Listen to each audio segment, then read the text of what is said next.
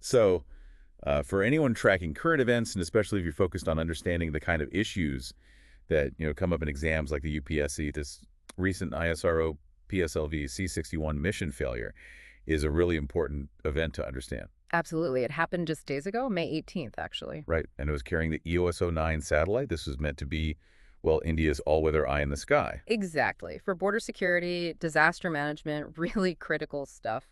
But obviously the launch didn't go as planned. Yeah, unfortunately not. So in this deep dive, we're going through the key information from around that time, May 18th, 2025, basically trying to piece together what happened. And why it matters, and maybe what it tells us about just how complex spaceflight really is. Precisely. Our mission today, to get a clear picture of this PSLV C-61 failure and what it means for India's space program. Especially relevant if you need to stay sharp on current affairs. And that EOS-09 satellite, its role really highlights the importance. Earth observation, security, handling disasters, whatever the weather. That's a big national need. So its failure isn't just technical, it has real-world implications straight away. Definitely. Now, the initial report suggests the problem happened during the third stage of the launch. The PSLV, it's a 4-stage rocket. Okay, 4 stages, like boosters, right? Each one fires and then drops off? Pretty much, yeah. Each stage is like its own engine and fuel tank. It burns, pushes the rocket, then jettisons to make the whole thing lighter, more efficient to get to orbit. Makes sense. And the third stage? The third stage is significant. It uses solid fuel, and its burn normally lasts around 114 seconds. ISRO's initial take pointed to a pressure drop in that stage's engine. Okay, a pressure drop. Yeah. That sounds not good. Some reports compared it to a pressure cooker losing pressure. That's actually a decent analogy. If the pressure cooker loses steam, it won't cook properly, right? Right. Same idea here. If the rocket engine loses pressure, it just can't generate the necessary thrust to push the satellite into the right orbit. So the big question is, what could cause that kind of pressure loss mid-flight? That is the critical question. And one prominent theory, suggested by space expert Girish Langana, focuses on something called the flex nozzle. Flex nozzle. What does that do? It's crucial for steering, especially in that third stage. Think about a garden hose. You move the nozzle to change where the water sprays, right? The flex nozzle does something similar. It can tilt slightly to direct the flow of hot exhaust gases coming out of the engine. That's how you steer the rocket. Okay, so it controls the direction. Exactly. And Langana's idea is that if this nozzle malfunctioned, maybe it got stuck or moved incorrectly, it could have somehow blocked the flow of those gases. Or caused a backflow, maybe. Or potentially created a backflow, yeah. Yeah. Either way, that could lead directly to the pressure drop ISRO observed. Okay, that makes sense. But it's really important to stress this is one potential explanation. It's a plausible theory, but the exact cause still under investigation by ISRO. Right, still early days. But it highlights how even small steering parts are critical under that kind of launch stress. Absolutely. Tiny component, potentially huge consequences. That garden hose analogy definitely helps. Now let's dig into that third stage fuel. You mentioned it's like a giant Diwali rocket or sparkler. Yeah, it paints a picture, doesn't it? We're talking about solid fuel here. What exactly is that solid fuel? Well, the main ingredient is something called HTPB, hydroxyl terminated polybutadiene. You don't really need to remember the name. Okay, good. But the key thing is, it's a specially made solid propellant. It's kind of a rubbery chemical compound. Rubbery. Yeah. And when you mix it carefully with other chemicals, it becomes this incredibly powerful fuel. It's packed really, really tightly inside the rocket motor casing. And in a specific shape, too, I assume. Exactly. The shape helps control how it burns. When they ignite it, it burns in a very controlled, steady way, producing all those hot gases that generate thrust. Okay. And the key thing about solid fuel? The key thing, and this is fundamental, once you light it, you can't turn it off. You also can't really adjust how fast it burns. It just goes until it's gone. Like a firework, basically. No throttle control. Precisely. That makes them relatively simple and reliable in some ways, but it also means the manufacturing, the packing of that fuel has to be absolutely perfect. So any little imperfections could cause trouble. Exactly. Any cracks, any uneven spots in how that fuel is packed inside the motor casing, it can lead to the fuel burning unevenly. Which could mean lower pressure.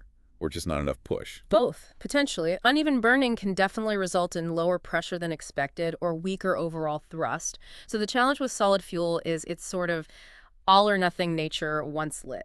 Quality control is everything. Got it. So it's not just the chemical recipe, but the physical structure, how it's packed inside, is just as crucial. That's a key point. Absolutely. Okay, so we have the flex nozzle theory and potential issues with the solid fuel itself, either its composition or packing. Are there other possibilities being looked into? Yes, definitely. Lingiana also floated the idea of the HTPB fuel just burning unevenly for some other reason. He compared it to a damp cracker that fizzles. Right, just not performing as expected. Exactly, leading to insufficient thrust. Another angle is the rocket's structure itself. Could there have been a tiny crack somewhere in the motor casing, the body of that stage? Allowing pressure to leak out. Precisely. If the pressure escapes, you get the same result, a pressure drop. Then there's always the possibility of a simple manufacturing defect in some part. Like a component failing under the sheer stress of launch. Yeah. The heat, the vibrations. Yeah, the forces involved are immense. A hidden flaw in a valve or a weld or something else could give way. And finally, ISRO also mentioned they're looking at the guidance system. The rocket's brain, essentially. Sort of, yeah. The onboard computer and sensors that keep it flying straight. Could something there have malfunctioned, maybe contributing to the problem or misinterpreting data? So you see, there are several potential culprits they need to investigate. Right, a few key suspects, as you said. Okay, let's zoom out a bit then. Thinking about the bigger picture, what are the implications of this failure? Why should, say, someone prepping for UPSC exams or just anyone interested in India's progress really pay attention to this? Well, connecting it to that bigger picture, this failure could, unfortunately, lead to some delays. Delays in ISRO's upcoming missions. Especially those using the same rocket, the PSLV. Exactly. The PSLV is ISRO's workhorse. It launches a lot of satellites. And remember, EOS-09 itself, its job was border security, disaster response. Very important capabilities. So setback in getting those eyes in the sky. Yes. It means a potential delay in strengthening those national capabilities. Plus, ISRO obviously needs time now for a really thorough investigation. To figure out exactly what went wrong. Right. And depending on what they find, that investigation might lead to checks, maybe even some modifications on other PSLV rockets they have waiting. Could it affect other rocket types too, like the GSLV? It's possible they might look at similar components or processes just to be safe. All this takes time. And this kind of rigorous checking, while absolutely essential for safety and making future launches more reliable, It probably means increased caution, more testing. very likely. Which, in turn, could have some knock-on effects on mission costs. But the end goal, of course, is to make the whole program stronger and safer long-term. That makes sense. A temporary pause maybe, but for long-term gain. Now, a lot of people are also watching the Gaganyaan mission very closely, India's human spaceflight program. Does this PSLV failure impact Gaganyaan at all? That's a really important clarification to make. The main Gaganyaan mission, the one aiming to send astronauts to space in 2027, uses a different, much bigger rocket, the HLV-M3. Okay, so not the PSLV. Correct. So this specific PSLV C-61 incident doesn't directly affect the schedule for that crewed flight. Phew. Okay. However, there could be some indirect impacts. ISRO sometimes uses the PSLV for technology demonstration flights, tests of systems or procedures that might be relevant for Gaganyaan later on. So if those PSLV test flights get delayed because of this investigation, Then it could potentially slow down some aspects of Gaganyaan's overall preparation schedule.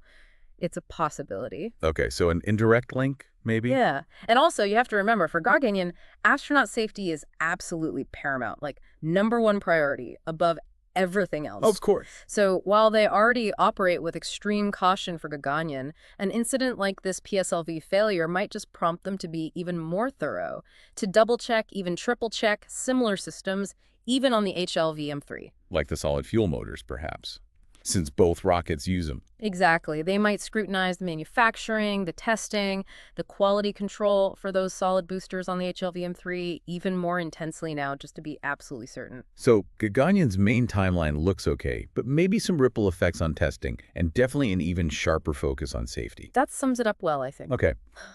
Finally, let's put this failure into some historical context. How common are incidents like this for ISRO? What does it say about their overall reliability track record?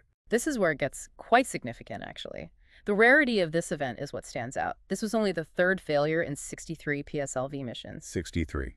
Since when? Since its first launch, way back in 1993. Over 30 years of launches. Wow.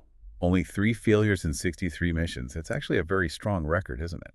It's a remarkably strong track record. It really underscores how dependable the PSLV generally is, and it's a testament to ISRO's engineering and quality control over the decades. So this failure is more of an anomaly then. It definitely appears to be an anomaly against a backdrop of very high reliability. But, space missions are just inherently complex. They push technology to the absolute limit. And things can always go wrong. Things can always go wrong. Even small issues, things you didn't anticipate, can snowball under the extreme conditions of launch. So the investigation is key now. Absolutely. ISRO's commitment to figuring out exactly what happened is crucial. And historically, they have a very good record of doing just that, analyzing failures meticulously, learning the lessons. And then applying those lessons to make future missions even stronger. Precisely. They bounce back. So while this is undoubtedly a setback, a disappointment, ISRO's history suggests they will use this to ultimately strengthen their program going forward. It reminds us that risk is part of the game in space, but ISRO has built an impressive level of reliability over many years. Okay, so just to summarize this for everyone keeping track, particularly for exam prep or just general knowledge, the ISRO PSLV C-61 mission failed. It was carrying the important EOS-09 satellite. Right. Failure happened during the third stage burn. And the potential causes being looked at include that flex nozzle, issues with the solid HTPB fuel, maybe how it burned or was packed, or even a structural crack or a guidance system problem. And the implications could mean temporary delays for future PSLV flights, maybe higher costs due to extra checks, but ultimately aiming for even better safety. And while Gaganian uses a different rocket, so its main schedule isn't hit directly, there could be some indirect delays to test flights and an even greater focus on safety checks across the board. And critically, remembering this is rare. Only the third PSLV failure in over 60 launches, highlighting ISRO's usually strong dependability. That historical context is really important. And it raises an interesting point for you, our listener, especially if you're thinking about UPSC topics. This whole event really makes you appreciate the balancing act, doesn't it? How so? Well, organizations like ISRO have huge ambitions. They're pushing boundaries in space exploration, which is amazing, but that comes with inherent risks, massive risks, actually. Where tiny errors can have big consequences. Exactly. So the real key to progress in this field isn't just about avoiding failure, because sometimes you can't. It's about the ability to learn from it, to meticulously dissect what went wrong and feed that knowledge back into making things better next time. So learning from failure is actually part of the path forward in space exploration. It absolutely has to be. This event is just a very current reminder of those complexities and that crucial learning cycle within India's space journey. That's a great point to reflect on. And for all of you keeping up with these developments for your UPSC prep or just staying informed, hopefully this deep dive gave you some useful context on the PSLV C-61 failure. Understanding the technical possibilities and the broader implications. Exactly. If you found this breakdown helpful, please do give us a like and subscribe to the channel for more deep dives into topics relevant for UPSC and general awareness. And definitely leave your comments or any further questions below. We'd love to hear from you. And just to be clear, all the information we discussed today comes from the news reports and expert analysis that came out during the week of May 18th, 2025, right after the mission failure occurred.